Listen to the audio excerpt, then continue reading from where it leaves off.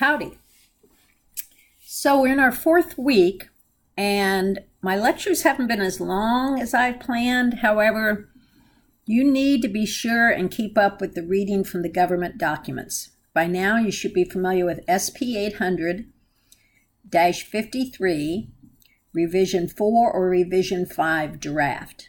Again, the difference between 4 and 5 is the emphasis on privacy.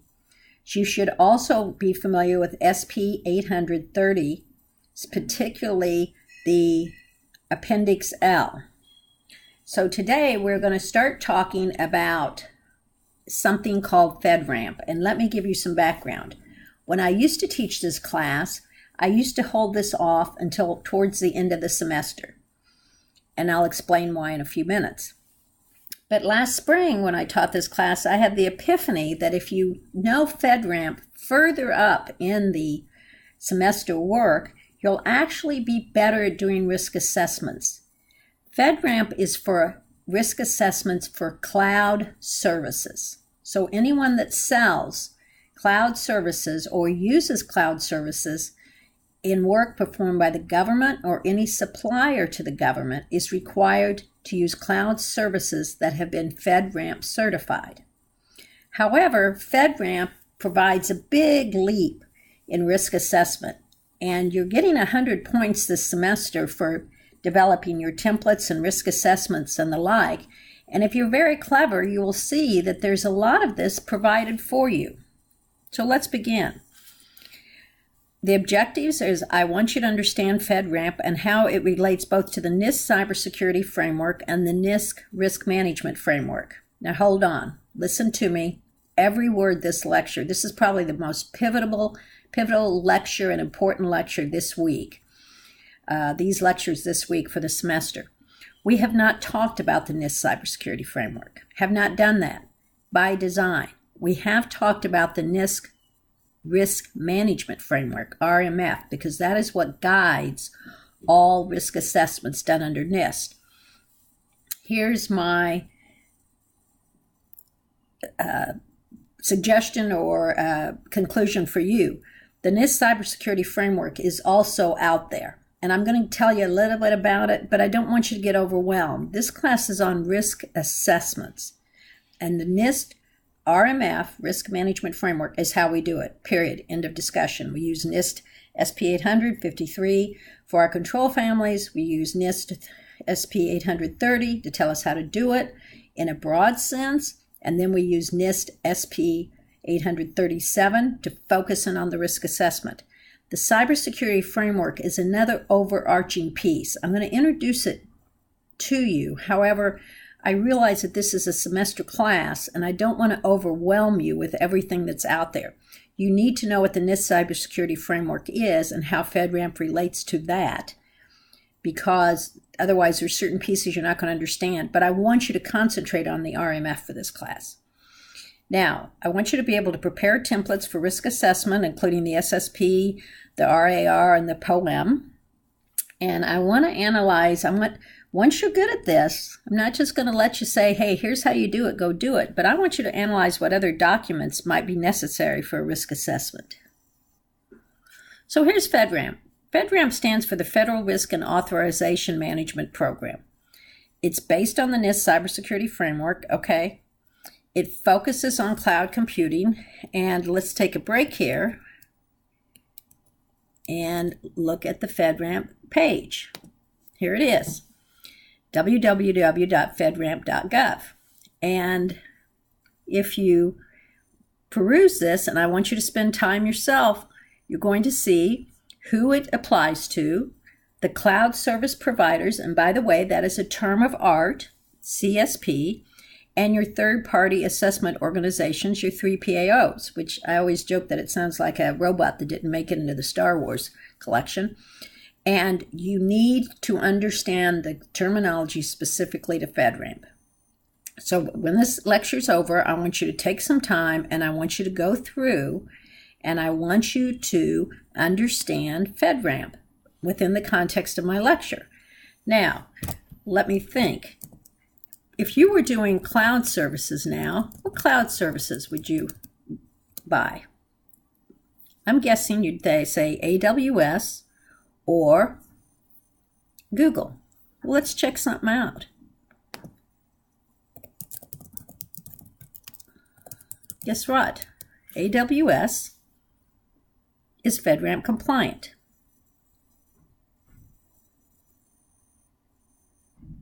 Among others. Let's look at all the certifications they have.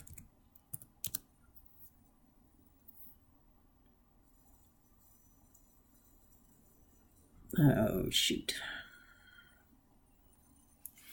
So here we have FedRAMP on the AWS, and it gives us an overview. What is FedRAMP?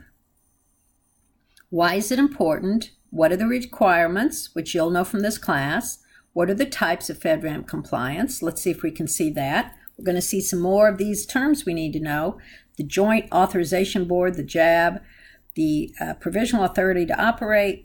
ATO is something you'll see, Authority to Operate. A CSP is a cloud service provider, which is Amazon, the 3PAO. Now, we don't have to worry about the JAB here. This is all government, but you do need to know the terms CSP, 3PAO, and typically you'll hear people talk about an ATO, Authority to Operate, both in civilian and military. Okay, so let's look here. To receive FedRAMP Agency Authority to Operate, ATO, a CSP, such as Amazon, is reviewed by a customer agency, CIO, or delegated authority authorizing officials to achieve a FedRAMP compliant ATO that is verified by the FedRAMP PMO. Wow, a lot of acronyms. Bottom line is, Amazon went through a grueling process to get this FedRAMP compliance. They cannot use cloud services that sell to the government or anyone in the government supplier chain, which is, probably 90% of American industries, without this. So I want you to take some time again.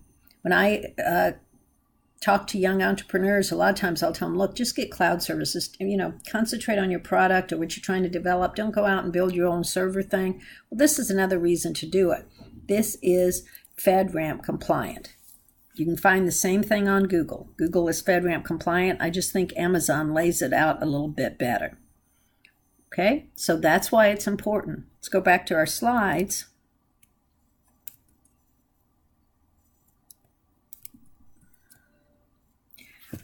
So you can also look at that at Google.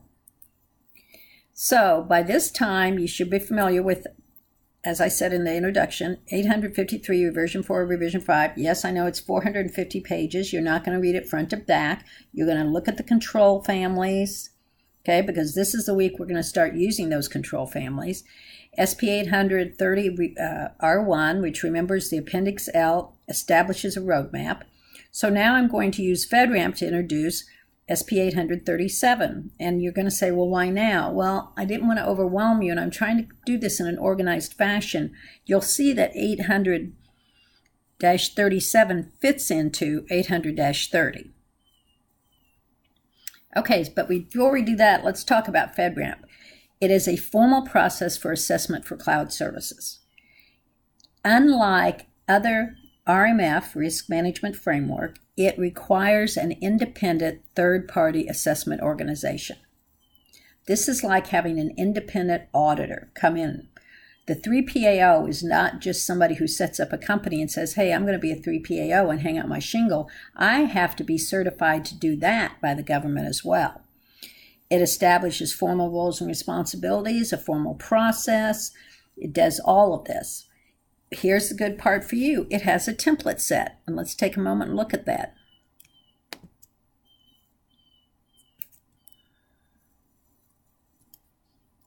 Let's see. Oh, it's not that one.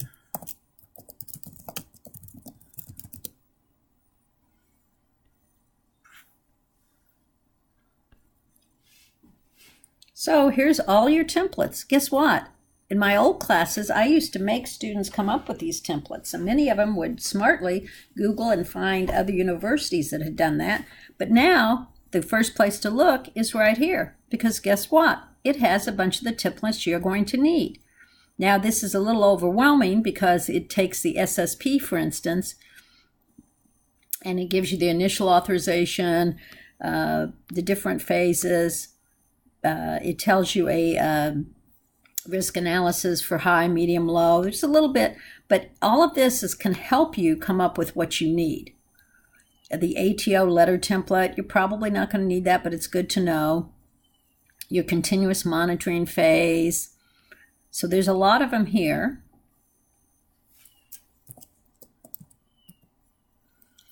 And it also talks about your POM right here, your program of action and milestones. So the initial authorization, let's look at the templates it's talking about. SSP, which I've talked about. Forget these others for right now. And the POM is a very important one. So you're going to have an Excel spreadsheet that sets up your POM. And this is what it looks like. So your program actions and milestones, and it sets up your whole spreadsheet that you need. It's going to tell you the ID, the controls, the weaknesses, the point of contact, who's necessary, when the milestone's going to change, a data. This is one of the biggest criticisms, is that people don't keep their POM up to date. Now, listen to what I'm saying. The POM is for your program of actions and milestones related to your risk assessment.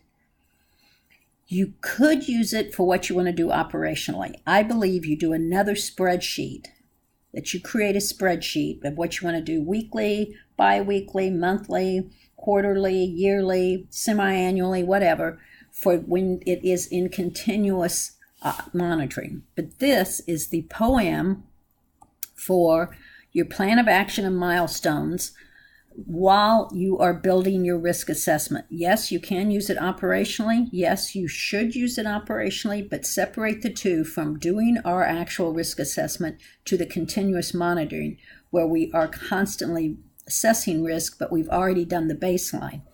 And as I said, I think sometimes it's easier to come up with a second spreadsheet to make it easier to understand for the people actually operating the system. The other document you want to know about is the glossary.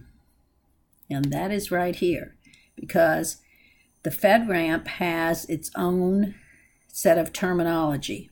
Some of those, let's look at them. So some of those we've seen before, some of those are common terms, except things like 3PAO, right? Your access control list, we've seen this, okay?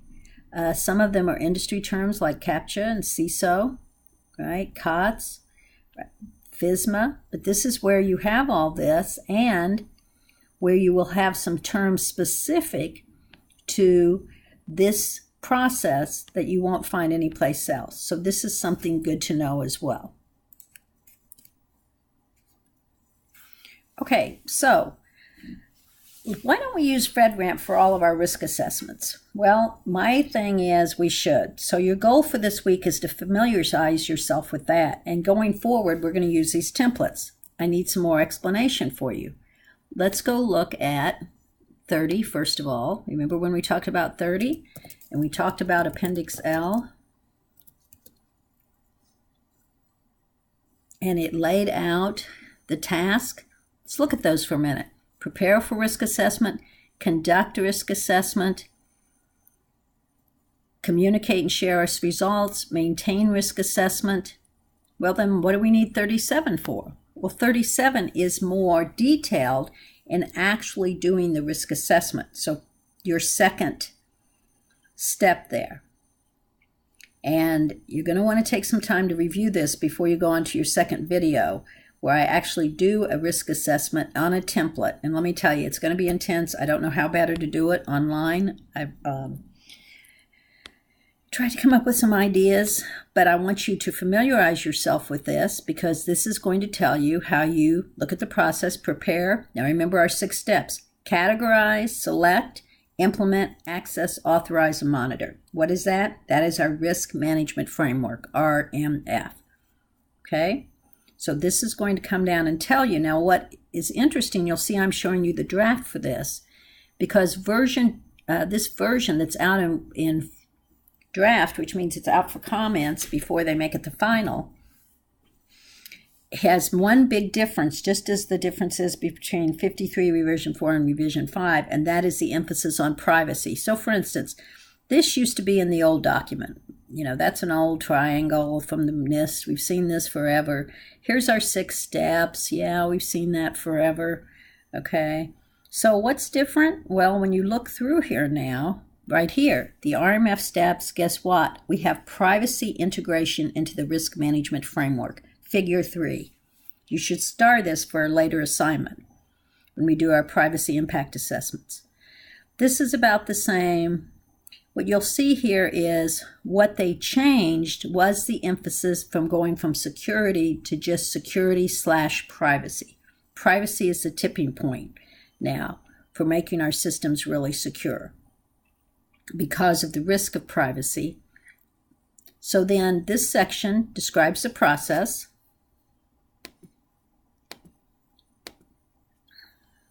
And it lays out the task, okay? And it tells you the outcomes. So you're going to prepare now, and then it's going to walk you through every task.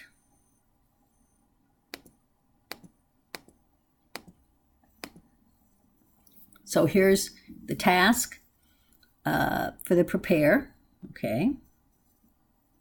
And the outcomes or the deliverables. I'll walk through here. You're going to see that there's a lot of words here. Remember, these are reference documents. No one's going to sit and read these page by page, but it's going to tell you how it. So our next task would be categorize. Now, how does this reference the cybersecurity framework? This, which I have not told you about, is on the cybersecurity framework. So here's the framework, and I've put this document out for you for improving critical infrastructure cybersecurity. This is a NIST framework, and it lays out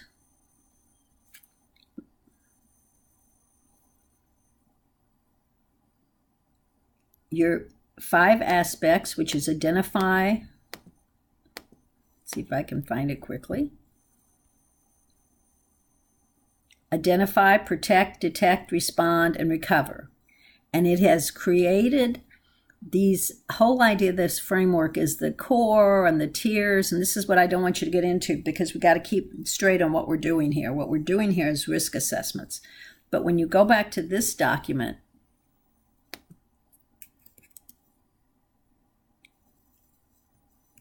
in Fedramp, and you see, where did I see it? When you see this reference here, ID.AM5, that's in the cybersecurity framework. I know this is probably confusing. Just remember this: risk management framework, the steps, categorize, select, implement, monitor, and the like. Okay? The cybersecurity, the NIST cybersecurity framework is a higher overarching. We might talk about it more towards the later end of the semester. Okay, your next video is going to be a walkthrough. It's going to be posted sometime today. Before we get to that, go to your NIST 500, revision 4 or 5, find the PE family of controls. That's physical and environmental, because that is going to be what I show you on this video, how to do the risk assessment. Thank you for your time.